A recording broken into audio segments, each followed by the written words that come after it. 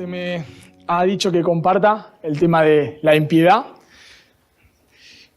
Entiendo que el lema del campamento son los pecados respetables. Hay un libro, Jerry Bridges, que se llama así, Pecados Respetables. Y bueno, un poco los temas que han salido y seguiremos, predicó Mariano hoy a la mañana y seguiremos predicando, tienen que ver justamente con estos pecados respetables, pecados que parece que no afectan a nadie, pecados que justamente respetables porque los tenemos ahí y nos acostumbramos a vivir con ellos y no hacemos nada, los tomamos como algo común, como algo normal. Parecen inofensivos, pero la realidad es que generalmente esos pecados, entre comillas, inofensivos, son los que muchas veces nos hacen caer luego en pecados más graves. Son esos pecados, entre comillas, inofensivos, por los cuales Dios Padre tuvo que crucificar a su Hijo. Así que no son tan inofensivos. Y particularmente me toca el tema de la impiedad. El autor del libro define la impiedad como un estilo de vida que no toma en cuenta a Dios, ni su voluntad, ni su gloria, ni la dependencia de Él. Y continúa diciendo, así que fácilmente podemos ver que alguien puede tener una vida muy respetable y seguir siendo un impío en el sentido de que Dios es totalmente irrelevante en su vida. El autor define la impiedad como olvidarnos de Dios. Define la impiedad no como alguien que está viviendo en pecados escandalosos, sino como alguien que tal vez vive una vida moral, pero en su vida no está Dios presente. Así que para eso me gustaría que me acompañen al Salmo 139. Y mi objetivo en este mensaje es el mismo objetivo que tiene este pasaje. Es que podamos meditar en el carácter de Dios. Que a través del estudio de este pasaje podamos recordar quién es Dios. Que podamos ser conscientes que no podemos escaparnos de Dios, no podemos escondernos de su mirada, no podemos huir de su presencia. Y que eso nos lleva a vivir una vida constantemente de temor delante de Dios. Así que vamos a leer Salmos 139. Voy a leer de la versión Valera 60. Dice la palabra de Dios: Oh Jehová, tú me has examinado y conocido. Tú has conocido mi sentarme y mi levantarme. Has entendido desde lejos mis pensamientos. Has escudriñado mi andar y mi reposo. Y todos mis caminos te son conocidos. Pues aún no está la palabra en mi lengua. Y he aquí, oh Jehová, tú la sabes toda. Detrás y delante me rodeaste y sobre mí pusiste tu mano. Tal conocimiento es demasiado maravilloso para mí. Alto es, no lo puedo comprender. ¿A dónde me iré de tu espíritu y a dónde huiré de tu presencia? Si subiera a los cielos, allí estás tú. Y si en el Seol hiciere mi estrado, he aquí, allí tú estás. Si tomare las alas del alba y habitar en el extremo del mar, aún allí me guiará tu mano y me asirá tu diestra. Si dijere ciertamente las tinieblas me encubrirán, aún la noche resplandecerá alrededor de mí. Aún las tinieblas no encubren de ti y la noche resplandece como el día. Lo mismo que son las tinieblas que la luz. Porque tú formaste mis entrañas, tú me hiciste en el vientre de mi madre. Te alabaré porque formidables, maravillosas son tus obras. Estoy maravillado y mi alma lo sabe muy bien. No fue encubierto de ti mi cuerpo, bien que en oculto fui formado y entretejido en lo más profundo de la tierra. Mi embrión vieron tus ojos y en tu libro estaban escritas todas aquellas cosas que fueron luego formadas, sin faltar una de ellas. Cuán preciosos me son, oh Dios, tus pensamientos. Cuán grande es la suma de ellos. Si los enumero, se multiplican más que la arena. Despierto y aún estoy contigo. De cierto, oh Dios, harás morir al impío. Apartaos pues de mí, hombres sanguinarios, porque blasfemias dicen ellos contra ti. Tus enemigos toman en vano tu nombre. No odio, oh Jehová, a los que te aborrecen, y me enardezco contra tus enemigos. Los aborrezco por completo, los tengo por enemigos. Examíname, oh Dios, y conoce mi corazón. Pruébame y conoce mis pensamientos, y ve si hay en mí camino de perversidad, y guíame en el camino eterno. Bueno, David, que es el autor de este salmo, está pasando por algunas dificultades. Si notan ahí, por favor, el versículo 19, dice: apartaos de mí, hombres sanguinarios,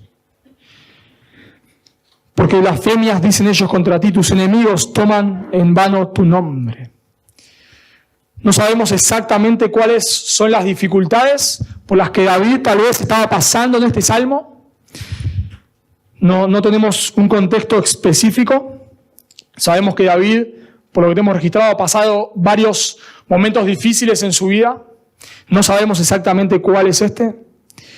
Pero sí sabemos una cosa, y es lo que nos quiere dejar de enseñanza este salmo, que en medio de la dificultad, David medita en el carácter de Dios. Y eso es lo que vamos a hacer en este pasaje. Vamos a tratar de meditar en el carácter de Dios. Y vamos a ver, en primer lugar, la omnisciencia de Dios, o que Dios lo sabe todo, versículos 1 al 6. Vamos a ver la omnipresencia de Dios, que Dios está en todos lados, 7 al 12.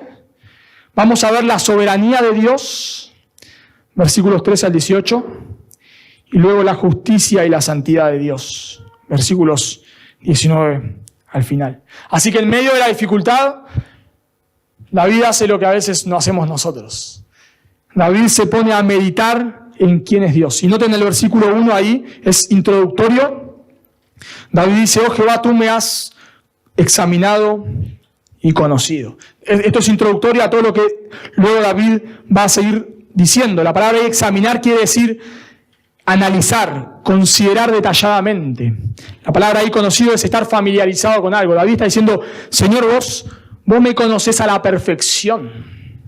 Señor, vos conocés absolutamente todo de mí. Y no usa una expresión llamada merismo, que es usar dos cosas para abarcar un todo. Noten ahí, fíjense, dice: tú has conocido mi sentarme y mi levantarme. La idea es: Señor, vos conociste todo lo que hice durante el día. Esta expresión se usa, por ejemplo, en Deuteronomio 6:7, cuando dice que los padres deben enseñarle la escritura a los hijos, estando en tu casa y andando por el camino. ¿Qué quiere decir eso? En todo lugar. Dice: al acostarte y al levantarte. Bueno, no quiere decir que solo le enseñás cuando te acostás y cuando te levantás, sino la idea es en todo horario. Bueno, David está usando la misma expresión acá. Tú has conocido mi sentarme y mi levantarme. Vos conociste todo lo que hice durante el día. Vos, Señor, pudiste discernir si mi acostarme fue porque necesitaba descansar o fue pereza. Fíjense ahí, versículo 3. Lo mismo, has escudriñado mi andar y mi reposo. Señor, vos conociste absolutamente todo lo que hice en este día. A veces llegás a tu casa y no sé, ¿con quién vivís? Tu hermano, tus papás, tu esposa, no sé, quién fuere, con la persona que vivís. Generalmente te pregunta, esa es la típica charla cuando uno llega a la casa: ¿qué hiciste hoy? ¿Cómo te fue? ¿Te pudiste juntar con tal persona? Contame cómo te fue en esto, cómo te fue en tu trabajo, cómo te fue en el colegio, en la facultad, en donde sea. ¿Por qué cuando llegás a tu casa, la persona con la que vivís te pregunta esto? Bueno, muy sencillo, porque no lo sabe. Porque no estuvo con vos, porque no estuvo un dron que te siguió por todos lados. Tal vez esta persona sabe algo, sabe que fuiste a trabajar, sabe que, no sé, te tenías que juntar a estudiar con tus compañeros, sabe que tenías que ir a visitar a alguien, lo que fuere. Pero no sabe realmente qué pasó. No sabe si pudiste ver a la persona. No sabe si realmente, si en tu trabajo te pasó algo, si pudiste hacer tu trabajo, si pudiste estudiar, si pudiste juntarte con tus compañeros. No lo sabe. No lo sabe. Pero David, de forma enfática, ahí el tú es enfático. Señor, tú has conocido todo lo que hice en este día. Tú no solo lo has conocido, tú lo has escudriñado. Señor, no es que vos tenés una idea vaga, ¿no?, de lo que yo hice durante el día. Como que, ¿dónde está hoy tu esposo? No, está en el trabajo. O tenés una idea, pero no sabés exactamente en qué parte del trabajo, no sabés qué está haciendo en este momento. Sabés algo, pero no sabés todo. Bueno, el salmista dice acá, gracias: Señor, vos conociste todo. Vos conociste cuando yo iba en el tren, vos conociste cuando yo iba en el colectivo, vos conociste cuando yo estaba en el trabajo, vos conociste cuando yo estaba en mi casa, cómo traté a mi esposa, a mis hijos, a mis hermanos, a mis papás. Señor, vos conocés todo lo que hice en este día. Y no solamente lo conocés, Señor, vos lo conocés a la perfección. Señor, vos no solamente conocés lo que yo hice. Pensá por un segundo, hoy en día tal vez, ya varios siglos después de que David escribió este salmo, vos en un sentido podrías, tal vez vos y yo no, pero alguien podría saber lo que hiciste durante todo el día. No sé, te puedes seguir con drones, satélites, no sé, todas esas películas que vemos, supongo que algo de eso será verdad, y podés saber lo que una persona hizo. Pero David va más profundo todavía. No solamente conocés mis acciones, Señor, vos conocés mis intenciones. Fíjense ahí, versículo 2, has entendido desde lejos mis pensamientos. Y la idea ahí, tanto de lejos, no es de lejos a la distancia, como que te está viendo venir y ya sabe lo que estás pensando, sino desde lejos en el tiempo, antes de que lo pensaras. Porque noten lo que dice el versículo 4 ahí. Pues aún no está la palabra en mi lengua.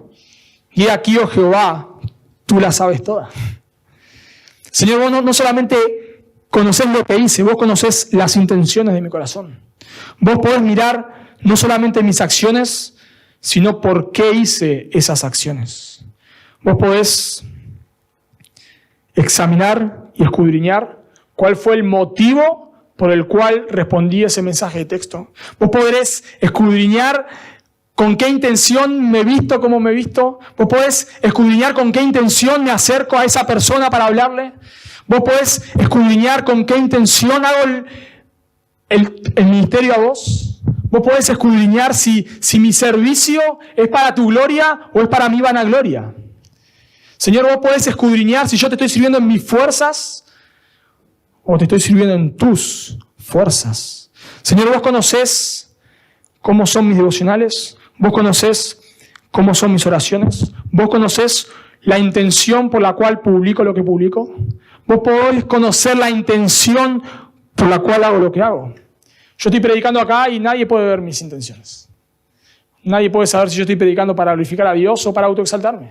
Pero Dios lo puede ver. Yo no puedo ver lo que vos estás pensando ahora a medida que escuchás esto. Yo no sé qué es lo que viene a tu mente, qué es lo que pasa por tu corazón. Pero Dios lo ve con claridad. En 1 Corintios capítulo 4, yo se lo leo, versículo 4, Pablo dice: porque aunque en nada tengo mala conciencia, no por eso soy justificado. Pero el que me juzga es el Señor. Así que no juzguéis nada antes de tiempo, hasta que venga el Señor, el cual aclarará también lo oculto de las tinieblas y manifestará las intenciones de los corazones. Y entonces cada uno recibirá su alabanza de Dios. Tranquilo, no nos apresuremos, no nos apresuremos. Cuando Dios venga, Él va a revelar las intenciones de nuestro corazón. Él va a revelar por qué vos hiciste lo que hice, por qué yo hice lo que hice. Y Hebreos capítulo 13 dice que no hay nada que esté encubierto a su mirada. No podemos escapar de la mirada escudriñadora de Dios. Dios conoce todo lo que haces. Dios conoce todo lo que pensás.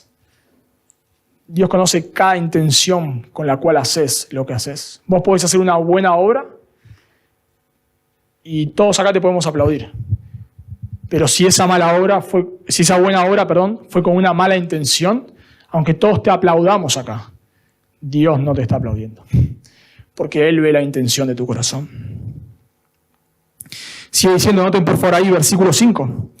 Detrás y delante me rodeaste y sobre mí pusiste tu mano. La palabra ahí, rodear, quiere decir sitiar. En el Antiguo Testamento, cuando se quería conquistar una ciudad, lo que se hacía era, no siempre, pero en muchos casos, se sitiaba la ciudad. O sea, el ejército iba, se paraba ahí en la puerta y se quedaba ahí la gente que estaba dentro de la ciudad.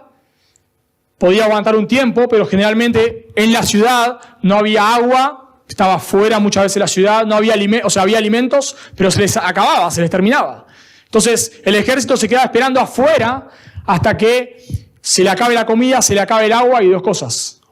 O se rindan o se mueran todos. Y David usa esta palabra acá para referirse a Dios. Detrás y delante me rodeaste. La idea es, Señor, vos me tenés sitiado.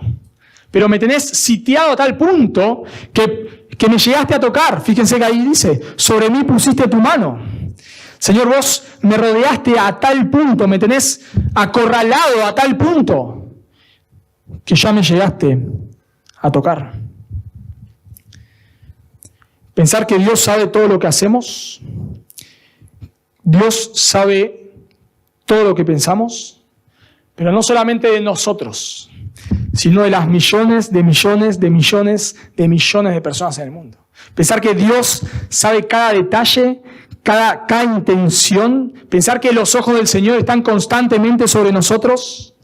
Pensar que aún, por favor, piensen esto, no dijimos lo que dijimos y Dios ya lo sabe. Bueno, esto obviamente concluye lo que David dice en el versículo 6. Tal conocimiento es demasiado maravilloso para mí. Alto es, no lo puedo comprender. En palabras de hoy, Señor, esto me vuela la cabeza. Esto me vuela la cabeza. Yo no puedo entender, Señor, cómo vos podés saber lo que hay en mi corazón, aún mejor que yo. Yo no puedo entender cómo vos podés saber lo que voy a pensar antes de que lo piense. Yo no puedo saber cómo vos sabés lo que voy a decir antes de que lo diga. Esto es increíble. Estoy maravilloso. Señor, trato de entenderlo. No puedo. Y pienso, o pensaba por un momento, cómo cambiaría nuestra vida vivir conscientes de esta realidad. ¿Cómo cambiaría cuando estás en tu trabajo, en la facultad, cuando estás en tu casa solo y nadie te está viendo? ¿Cómo cambiaría saber o ser conscientes de que Dios te está viendo? Si tomaras dimensión de que cuando vos estás haciendo algo con orgullo, por más que lo que vos estés haciendo es bueno, es con orgullo y Dios lo está viendo, ¿cómo cambiaría eso? ¿Cómo cambiaría saber que cuando vos estás, tal vez no lo estás manifestando, pero estás teniendo envidia de alguien, estás envidiando lo que la otra persona tiene y nadie lo está viendo acá, nadie, totalmente desapercibido, pero Dios lo está viendo? ¿Cómo cambiaría? ¿Cómo cambiaría saber que cuando hay rencor en tu corazón hacia alguien, nadie acá lo ve, nadie lo nota? Hasta nuestro comentario hacia vos puede ser, che, qué mujer o qué hombre piadoso. Y tal vez eso nos hace sentir bien. Pero Dios está viendo mi rencor. Dios está viendo mi amargura. Ahora, obviamente, ser conscientes de que Dios está mirando aún nuestras intenciones no va a hacer que no pequemos más. Saber que Dios nos está mirando constantemente no va a hacer que no pequemos más, porque el pecado mora adentro nuestro. Todavía es como un guerrillero que nos lleva a pecar, todavía sentimos envidia, orgullo, aunque a veces sabemos que está mal, aún así lo hacemos. Pablo dice que lo que no quería hacer, eso hacía, en Romanos capítulo 7. Así que el punto acá no es que ser consciente de la presencia de Dios va a hacer que no peques más. Esa no es la enseñanza de este salmo. Sino que el punto es que ser consciente que Dios te está mirando va a hacer que vos luches con ese pecado. Ser consciente que Dios te está mirando cuando vos haces algo con orgullo no va a significar que nunca más vas a hacer algo con orgullo. Pero va a significar que cuando vos lo hagas con orgullo y sepas que con orgullo y sepas que Dios te está mirando, luches con eso. Ores, confieses. Ser consciente que Dios te está mirando va a hacer que vos no acaricies tu pecado. Que vos no le des una palmada en la espalda a tu pecado, diciendo que vos mereces lo que la otra persona tiene. No. Vas a decir, Señor, perdóname porque pequé contra vos. Perdóname porque esto es envidia, esto es orgullo. Perdóname porque esto es mentira. Ese es el motivo por el cual David nos está diciendo esto. Señor, vos sabés absolutamente todo. Pero noten que sigue diciendo, Dios no solamente sabe todo, sino que Dios está en todos lados. Noten, por favor. Primero, la omnisciencia de Dios. Segundo, la omnipresencia de Dios. Noten versículo 7. ¿A dónde me iré de tu espíritu? ¿Y a dónde huiré de tu presencia? Es como que, pensemos por un momento, David está meditando en el conocimiento de Dios. David está viendo que él, todo lo que piensa, todo lo que hace, todas sus intenciones, Dios lo está viendo. Entonces David ahora empieza a decir, esto es demasiado, quiero por un momento huir de Dios, quiero por un momento escapar de su mirada, quiero por un momento que Él no esté mirando mi corazón. Bueno, ¿a dónde me puedo ir? ¿A dónde puedo ir? Que Dios no me esté viendo. Esto es, la mirada escudriñadora de Dios es demasiado. Quiero huir por un momento. Bueno, ¿a dónde? ¿A dónde puedo ir? Versículo 8. Si subiera a los cielos, allí estás tú.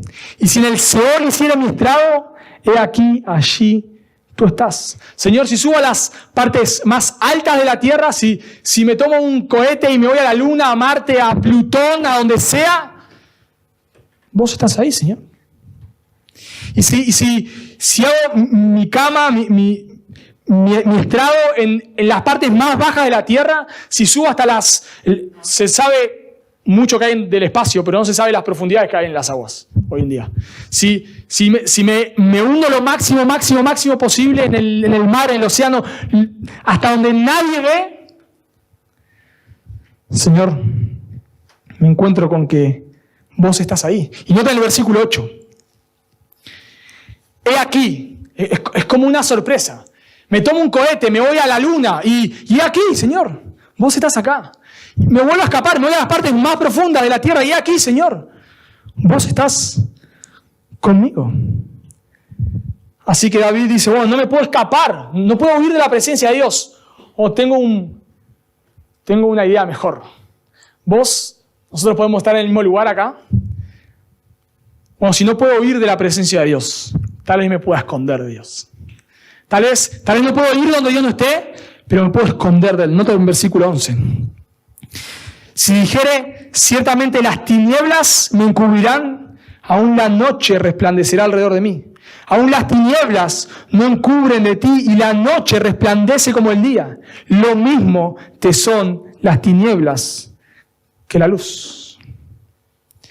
Señor, si yo me voy a la parte más, no sé si alguna vez estuvieron, bueno, acá ahora capaz pasa, te vas al bosque a la noche, en un lugar donde no es nada, la luz de la luna o de las estrellas no llegan a iluminar y no ves nada. Si yo me voy a ese lugar, vos me estás viendo. Si yo me escondo en la cueva más profunda, vos me estás viendo. Es como, no sé si alguna vez vieron las películas donde un ladrón se escapa de la cárcel y va en la noche metiendo ahí por los arbustos y de pronto lo enfocan los reflectores. Y la persona, ¿qué hago acá? Al horno. ¿A dónde puedo ir? Lo están ahí iluminando con muchos reflectores y no puede escapar a ningún lado. Bueno, eso es lo que David está diciendo. Si me quiero esconder, me quiero ir a donde nadie me ve, Señor, vos me estás viendo. El problema es que a veces pensamos que porque no vemos a Dios, Dios no los ve. Dios no nos ve. Como recién tenía esta ilustración y justo pasó la escena que Xian se escondió atrás de la cortina y se le veían los pies. Estaba escondido él. Y supuestamente para que Marquitos no lo encontrara. Entonces Xian piensa que porque tal vez él no lo está viendo a Marcos no lo está viendo a él. Pero él sabe dónde está. Porque nosotros nos olvidemos de Dios, porque saquemos a Dios de nuestra mente, porque nos olvidemos de Él y nos vayamos a pecar tranquilos. No quiere decir que Dios no nos esté viendo, porque Él ve absolutamente todo, y no solamente lo ve, y ese es el punto de esta parte. Él está con nosotros. La presencia de Dios era algo muy importante en el Antiguo Testamento. Por ejemplo, David dice en Éxodo 33:15, que si la presencia de Dios no iba con él, Moisés, en Éxodo 33:15, que si la presencia de Dios no iba con él no iba a ir a ningún lado. Cuando Ezequiel ve irse la gloria de Dios del templo, es algo realmente grave. Cuando los papás de Sansón ven al ángel del Señor, ven a Dios, dicen, ciertamente moriremos, porque a Dios hemos visto. La presencia del Señor era algo muy importante. Y David está diciendo, no solamente el Señor ve lo que hacemos, sino que el Señor está con nosotros. Y pienso que vos a veces, cuando sabés que alguien te está mirando, podés olvidarte, ¿no? Por ejemplo, pasa generalmente con los nenes chiquitos. Mirá que te estoy mirando, y el nene se va alejando, te estoy mirando, y a X distancia el nene, el papá lo sigue mirando, pero el nene se olvidó que el papá lo estaba mirando y metió la pata, ¿no? Pero si el papá está ahí con él, la cosa cambiaría. Y lo mismo pasa con nosotros. A veces Dios nos está viendo, es verdad, pero por momentos nos olvidamos. Pero recordar que Dios no solamente nos ve como alguien que cuando la persona que te ve de lejos, no te afecta tanto que te vea. Pero cuando la persona está ahí con vos, te afecta mucho más. Y David está diciendo, Dios no solamente nos ve, sino que está con nosotros. Pensá por un momento, no sé, una persona está peleando en su casa, con su hermana, con su esposa, su esposo, quien sea. Está peleando, discutiendo, dos creyentes, y toca el timbre a alguien de la iglesia. ¿Qué pasa? Generalmente, ¿no? No siempre, pero actuamos ahí. Está todo bien, nos abrazamos. ¿Qué fue lo que hizo la diferencia? La presencia de la persona. La presencia de la persona cambió todo. A veces pasa que hay personas que están en conversaciones no buenas y cuando se acerca un creyente se callan la boca. ¿Qué es lo que hizo la diferencia? La presencia de la persona, la presencia de alguien cambia las cosas, ¿no? Generalmente cuando estamos con alguien no estamos peleando con nuestro cónyuge o con lo que sea, no, porque está la persona. Bueno, de la misma manera, David está diciendo, Dios está conmigo. Dios no solamente me está viendo, Dios está conmigo. Cuando estoy ahí pecando, que nadie lo ve, Dios no solamente lo ve, Dios está presente.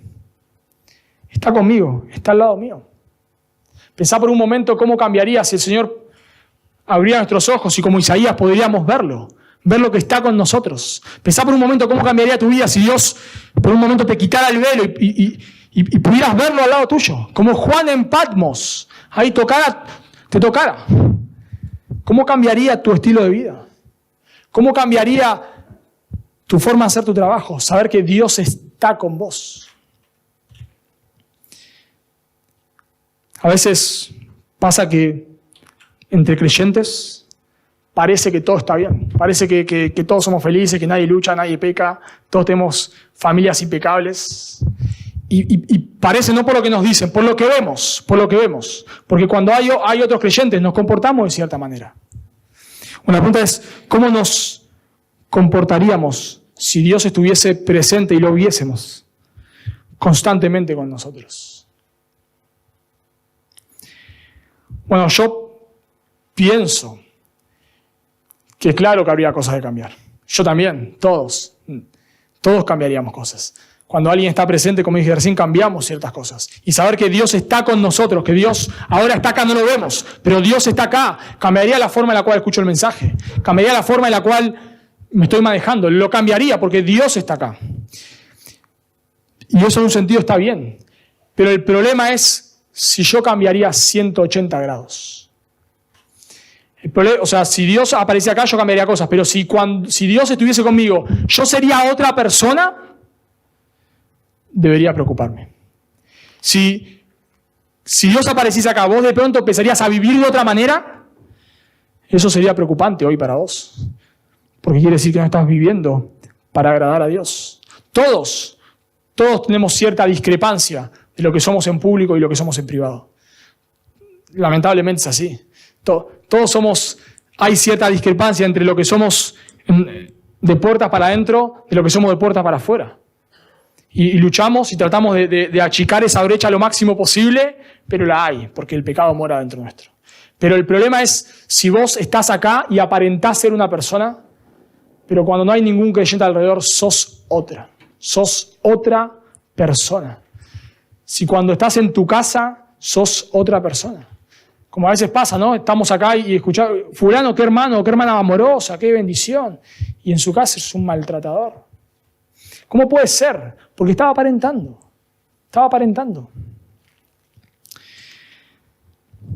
Así que Dios no solamente ve todo lo que hacemos, Dios está con nosotros. Y ahora quiero hacer una aclaración acá que nos va a llevar a otro punto. Y volver a decir lo mismo que dije antes. Es que cuando nosotros llegamos a este punto, y me pasó cuando estaba estudiando, y me pasa ahora cuando lo estoy enseñando, saber que Dios ve todo, saber que Dios está conmigo, genera cierto peso en el corazón. Si realmente tenemos temor, si no tenemos temor de Dios, ni nos importa.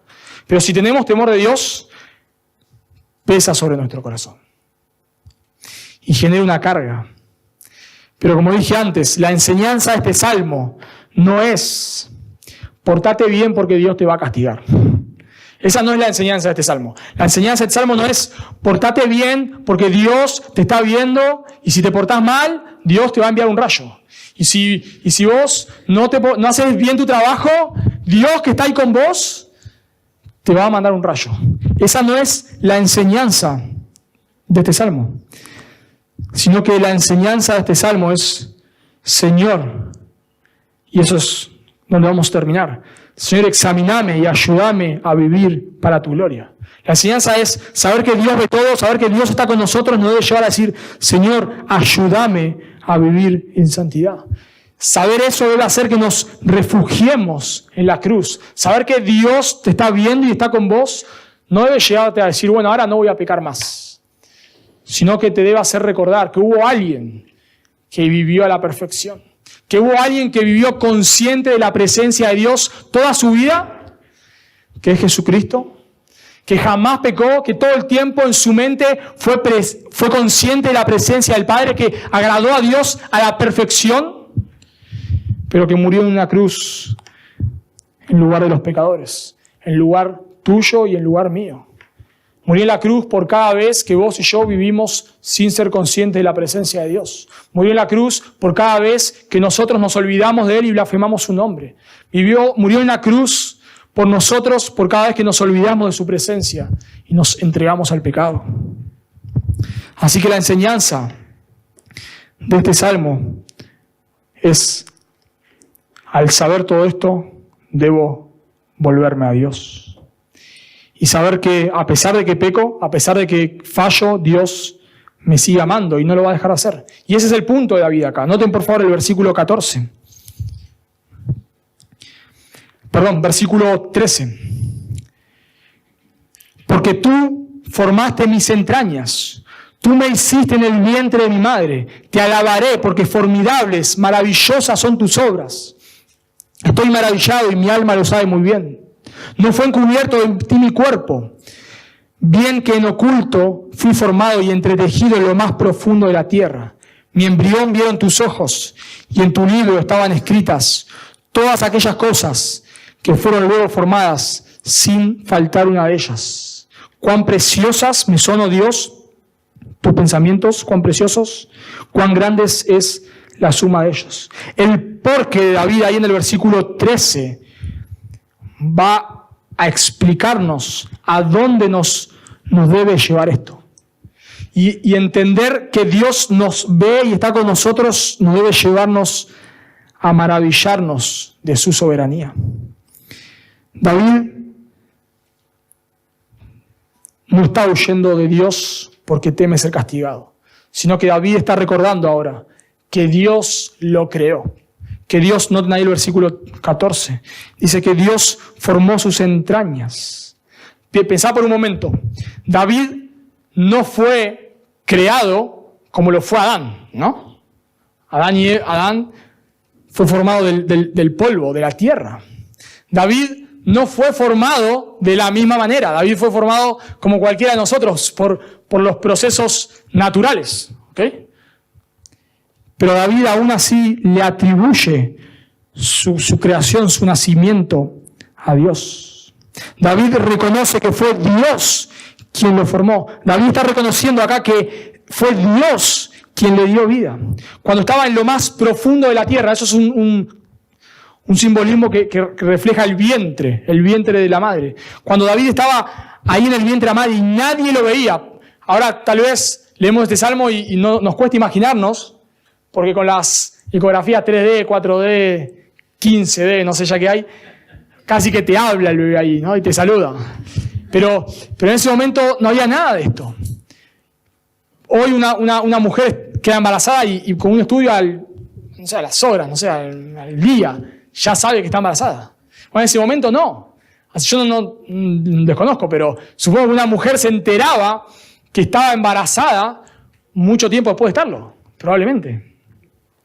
Bueno, David está diciendo, cuando yo estaba en el vientre de mi madre, cuando yo estaba, capaz que ni mi madre sabía que estaba embarazada, cuando estaba pasando desapercibido a los ojos de todos, tus ojos, Señor, vieron mi embrión.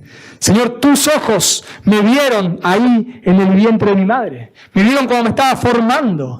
Señor, vos, ese Dios, está diciendo David, que sabe todo, que está con él, no lo está viendo como un juez, lo está viendo como su creador. Ese Dios es el Dios, dice ahí, que lo formó. No solamente que lo formó, nota en versículo 16. Y en tu libro estaban escritas todas aquellas cosas que fueron luego formadas, sin faltar una de ellas. Cada circunstancia por la cual David pasó no estaban ajenas a las manos de Dios. Dios soberanamente planificó desde la concepción de David hasta su nacimiento, hasta todo lo que David iba a hacer. Todo estaba en los planes de Dios. Por eso nos dice el versículo 17, cuán precioso me son, oh Dios, tus pensamientos. Cuán grande es la suma de ellos. Si los enumero, se multiplican más que la arena. Despierto y aún estoy contigo. David no puede creer que ese Dios tan grande es el Dios que tiene cuidado de él. Es el Dios que planificó amorosamente toda la vida de David. Si David se pone a pensar, esa es la idea de cuán preciosos me son, oh Dios, tus pensamientos. Algunas traducciones dicen tus pensamientos acerca de mí. Señor, si yo me pongo a pensar tus bondades para con mi vida, Señor, si yo soy sincero, me pongo a enumerar todas tus bendiciones para conmigo, no puedo nunca terminar de contarlas. Señor, si yo me pongo a contar que vos me diste una familia, un trabajo, que me diste una iglesia bíblica, que me diste, hijos, que me diste, los estudios que puedo hacer, la salud, lo que fuera, lo que tengas. Si vos te pones a enumerar una por una las bendiciones de Dios para tu vida, se va a hacer la madrugada y aún la vas a estar contando. Y David está viendo a ese Dios, como dije antes, no como un juez, sino como su creador. Y pienso que eso es clave, porque en medio de las circunstancias difíciles, como tal vez David estaba pasando, nos olvidamos de Dios. Cuando pasamos circunstancias que se nos escapan de las manos, dudamos de Dios, dudamos de su soberanía, dudamos de que Dios tiene todo bajo control. Job era un hombre que confiaba en la soberanía de Dios. Por eso cuando mueren sus hijos, cuando pierde todo, Job dice, Jehová dio, Jehová quitó, sea el nombre de Dios bendito. Porque Job era consciente de la soberanía de Dios. Y David en este salmo está siendo consciente de que todo por lo cual él está pasando no está escapando de la soberanía de Dios. Y pienso que cuando hablamos de la soberanía de Dios, es la doctrina que más peleamos y menos vivimos, ¿no? A veces escuchamos la palabra soberanía, sacamos las espadas, las empezamos a afilar, nos ponemos la armadura, pero es la doctrina que menos vivimos. Saliste de tu casa, llegaste al tren y está a 1 hora demorado. Ya nuestro corazón explotó de amargura. Y si Dios nos hablara y nos dijera, ¿qué te pasa? Es que vos hiciste que este tren se detenga.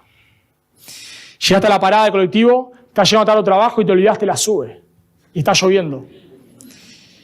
Y pensás, Dios, ¿por qué me haces esto a mí?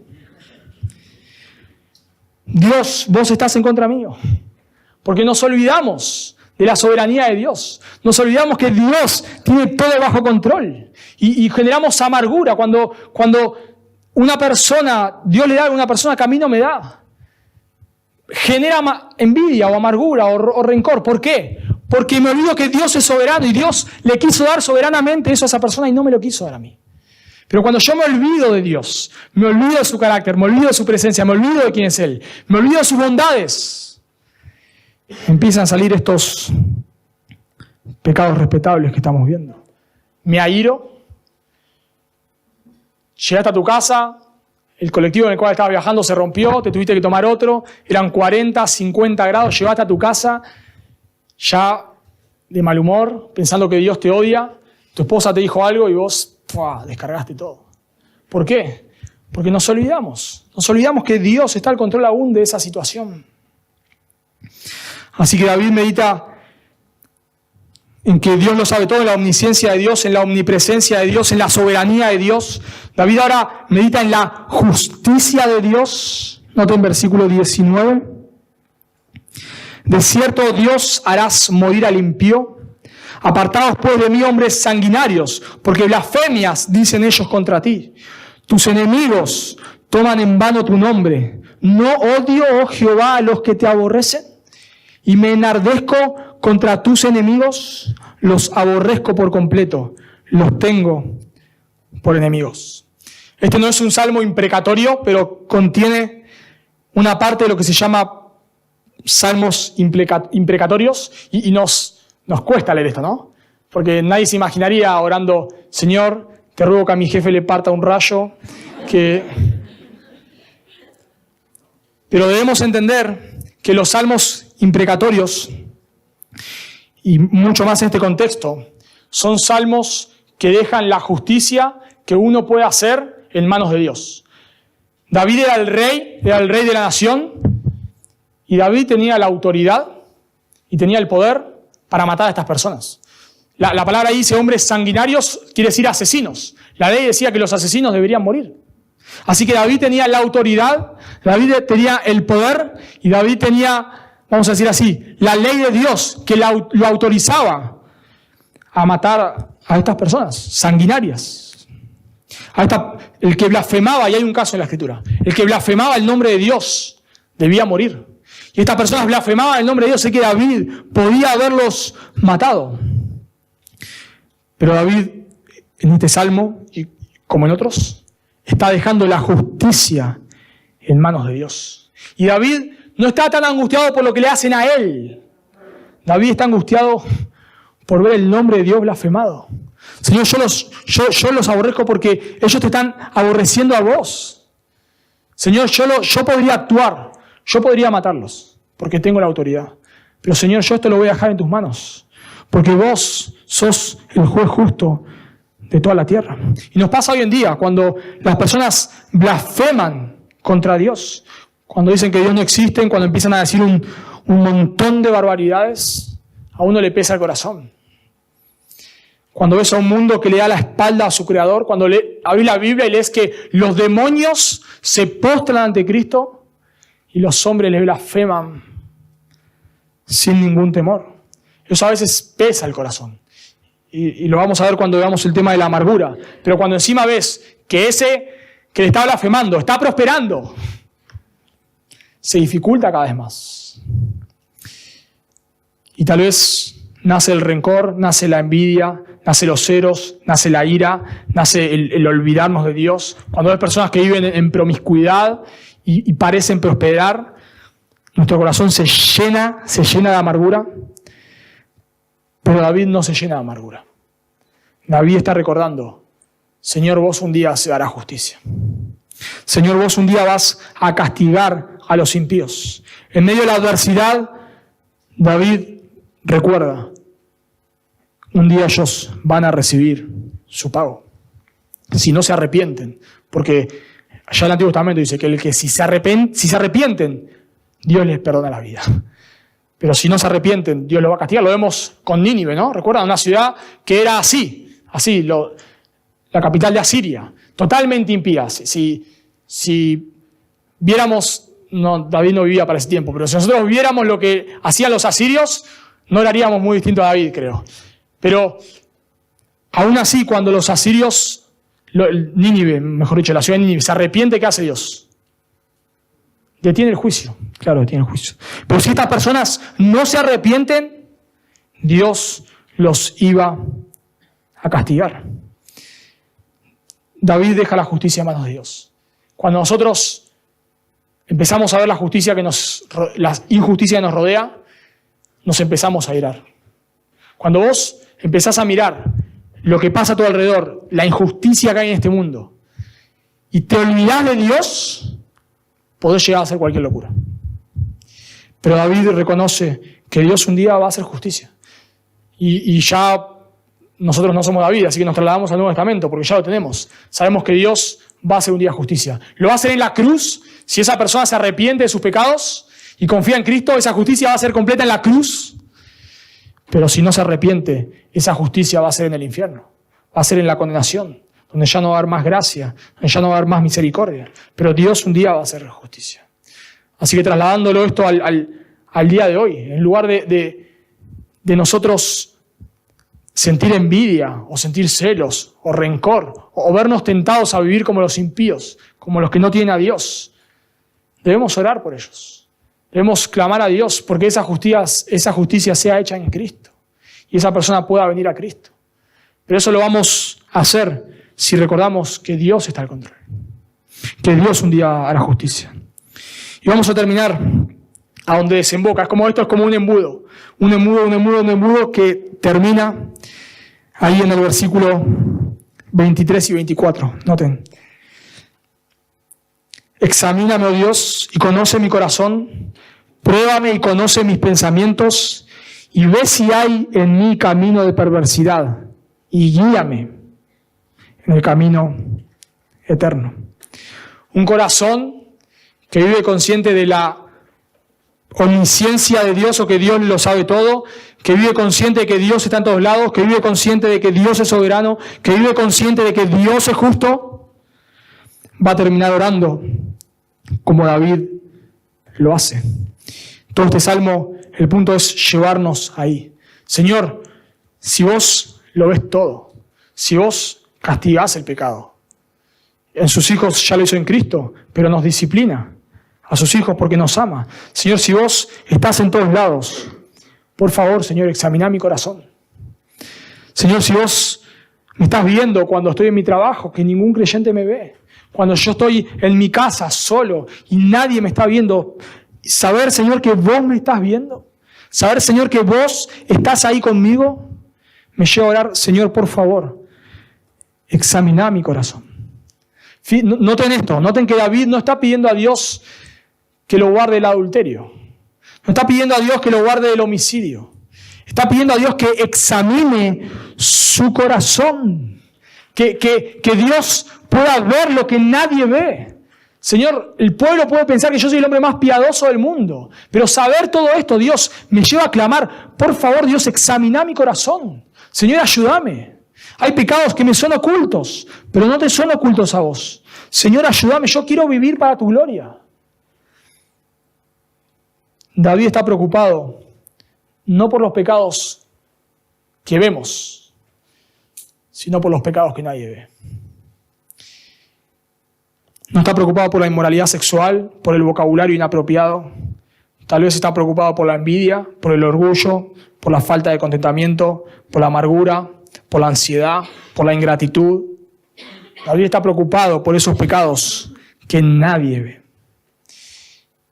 Y el autor del libro dice que la impiedad es en donde desembocan todos los demás pecados, porque él define la impiedad como olvidarnos de Dios. Y la idea de estudiar este salmo es que podamos recordar quién es Dios, podamos recordar su carácter, y eso nos lleve a luchar con el pecado. Como dije antes, no nos va a llevar a no pecar más. Nadie va a salir acá y va a decir, después de este mensaje yo no peco más. No, vamos a seguir pecando, vamos a seguir luchando con el pecado. Pero la idea de ver todo esto es orar como David lo hizo. Orar, Dios, examiná por favor mi corazón. Señor, estoy luchando con la envidia. Nadie lo está viendo, Dios, acá. Pero vos lo estás viendo, Señor. A la luz de este pasaje, Señor, ayúdame. Señor, estoy luchando con la ansiedad. Dios, me está consumiendo la ansiedad. Nadie lo ve acá. Pero vos lo estás viendo, Dios. Por favor, ayúdame. Y correr a la cruz. Y recordar que Cristo ya pagó por esos pecados.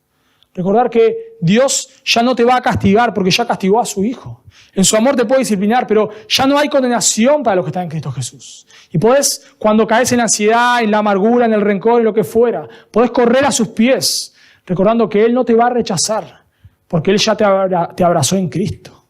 Porque Cristo en la cruz ya pagó por ese pecado.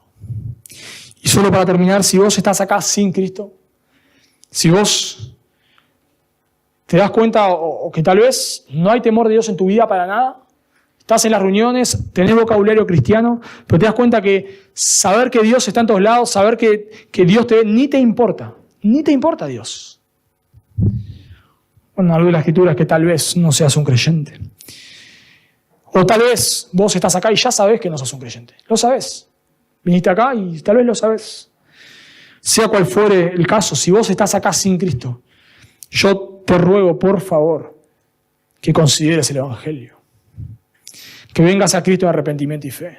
Yo no sé si vos vivís una vida moral o si es una vida actualmente impía, no lo sé. Pero lo que sí sé es que si vos no te arrepentís de tus pecados, Dios te va a condenar.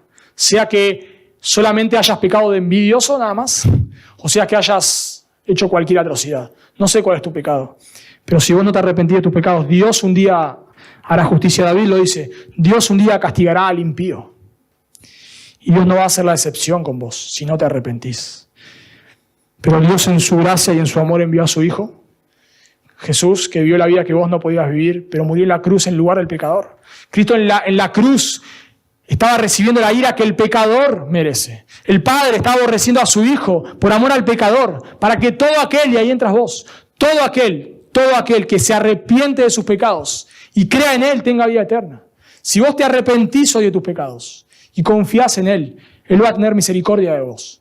Pero si vos no lo confesás hoy acá, un día lo vas a confesar. Pero será para condenación. Oramos. Marquitos.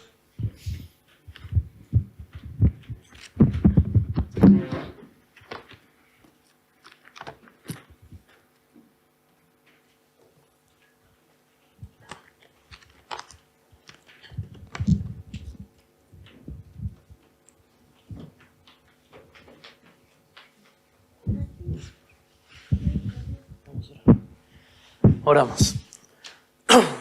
Dios, eres grandioso, eres maravilloso, eres soberano, Dios. Dios, tú puedes examinar no solo nuestras acciones, sino nuestras intenciones con las cuales hacemos lo que hacemos, Dios. Tú ves lo que nadie puede ver. Tú conoces lo que nadie puede conocer porque eres Dios. ¿A dónde huiremos, Señor, cuando pecamos? No podemos escondernos delante de tu presencia, Señor. Esto revela, Dios, que podemos hacer dos cosas: o nos arrepentimos y nos entregamos a ti, Señor, o vivimos una vida totalmente atea, olvidándonos de ti, Señor, que es la impiedad. Negar que tú eres real, Dios. Pero sé, Señor, que tienes misericordia. Sé que Dios puedes revelarte, Señor, al corazón más duro, aquel que se oculta, que se escapa de tu presencia, pero que es consciente, Dios, que no puede ir más allá. Gracias, Dios, porque eres soberano.